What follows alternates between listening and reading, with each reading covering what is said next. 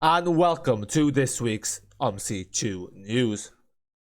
This week marks the 52nd Omsi 2 news edition, or thereabouts, depending on how accurately I've numbered them, which is, because we started numbering them a few weeks after we started. But nonetheless, this means it's been 1 year since the Omsi 2 news series began, and if memory serves me right, that is about correct. I think the first one was when Addon London was announced. I think that was about the 25th of November, so, you know, pretty accurate. So welcome, and let's celebrate 1 year of the Omsi 2 news series. And of course, for now, this series shall continue until Omsi 2 dies down and there's nothing left to say. But anyway, that depressing note aside, let's get straight into this week's Omsi 2 news. This week we have some information about two add-ons that were on the Steam database and interestingly enough released quite, not surprisingly, very quickly. And usually these add-ons are on the Steam database for a while. But nonetheless, two add-ons were released on Steam. The Addon Beijing Line 104, as well as the M301 bus pack. And finally, we talked about a repaint of the Yorkshire Coumminity. I think it was by Coumminity, or Mac Chili. Let's get into it. So, first of all, a brand new add-on has been released for Omsi 2, and it's Addon Beijing. This is the first payware Asian map to be released on Steam for Omsi 2, although there are a lot of freeware Asian maps, Asian-based maps out there. Addon Beijing features one bus line, line 104, which is actually a trolley bus line. It's about 11 kilometers long, and it also features this bus. I don't know the name of it. It's some trolley bus, but probably a lot of you won't know it if you're not from, if you're not been in areas that have these buses. But anyway, nonetheless, the add-on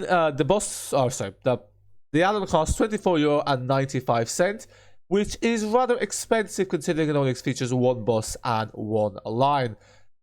Yes, exactly. And the other thing is, while there is trolley buses, unfortunately, the trolley bus doesn't actually connect. So basically, the pantograph, or whatever you call it, doesn't connect to the overhead wires. Now, obviously, this is something that people have not managed to script yet in Omsi 2, although someone is working on this. I haven't mentioned this in the Omsi 2 news, but it's the creator of the Thatcher T6A2 tram, who is the actual drivable version, who's working on this, as well as the T6M tram car series. But nonetheless, that obviously takes away from the realism. The map, so the reviews, there's about 10 reviews on it that are, it's generally positive. However, a lot of the reviews are from the Asian community, so I haven't actually been able to read the reviews because I have to Google Translate them, because they were in Mandarin, I presume, or because this map does have Mandarin AI voices.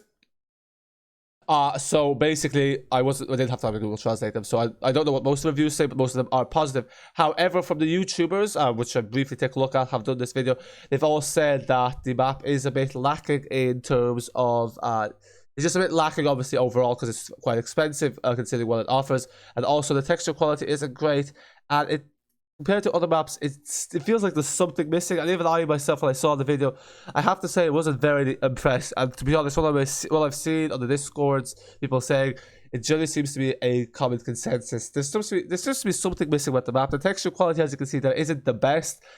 It seems a bit rushed overall, and it's just really a big ask. €25 for one line. It's a bit too much. It's not really offering much, and that's what one of the reviews actually said. I was laying it down on Steam, one of the few English reviews. I think it was like one of the only ones. So yeah, that's really it. But let's just get into the features. So yeah, basically that's kind of the overview. I guess it depends. You might want to look at the reviews on Steam. But yeah, do bear in mind it is on that steeper price range. In terms of the route, you have line 104 from Wuluju to Beijing Station. You have a total distance of 11 kilometers. The route length 35 minutes to 50 minutes. So there, okay, so not even a very long route. Realistic and highly detailed buildings. Then you have here basically the trolley bus has been modeled accurately with real life engine sounds and physics. Well, apart from the fact it doesn't connect to the overhead wires, which is a pretty major part of the physics, to be fair. Realistic night view. Oh yeah, so apparently this map looks better at nighttime, so it seems that it might have been optimized more for nighttime than for daytime, but I guess that's just something there.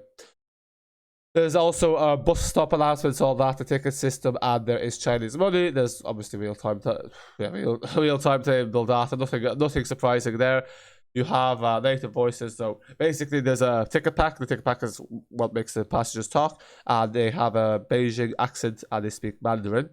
And then you also have new AI vehicles. And then basically, apparently, I don't know what this means. Well, because you can't really adjust the AI traffic allowed to do, but maybe you can actually. So yeah, basically, they have implemented the AI traffic based off, I presume, how it's meant to be in Beijing. So maybe they've tried to make some areas more traffic prone, but again, doing an Omsi 2 isn't the easiest thing to do. And obviously has pretty big limitations when it comes to AI traffic, as we all know. But nonetheless, that's Addon Beijing. The other bus pack that was released pretty much I think at the same time as this one is the Citybus M301. This is based off the Maz buses, and it's only €10, so it's quite cheap in terms of how as far as bus packs are concerned, although that is to be bear in mind because the only features literally just the 301 variant.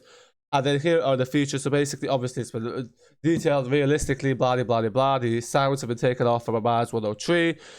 Interiors and exteriors have been modeled correctly. It also has a snow dirt overlays, basically just makes it more accurate for the weather conditions. Some buses, especially Sobol, tends to ignore the snow and the rain textures, although his buses do tend to be quite good everywhere. Then you also have the dashboard is fully clickable, so everything's functional. And then you have what else is there? Yeah, this is the last thing. It's focused a lot on set files. So there's a lot of set files that basically allow you to completely customize the bus to your liking and to your choice. So yeah, they have focused a lot on set files, although this is kind of now a common theme among most bus packs, released for Omsi 2, especially on the payware scene or in the payware market. And yeah, that kind of thing.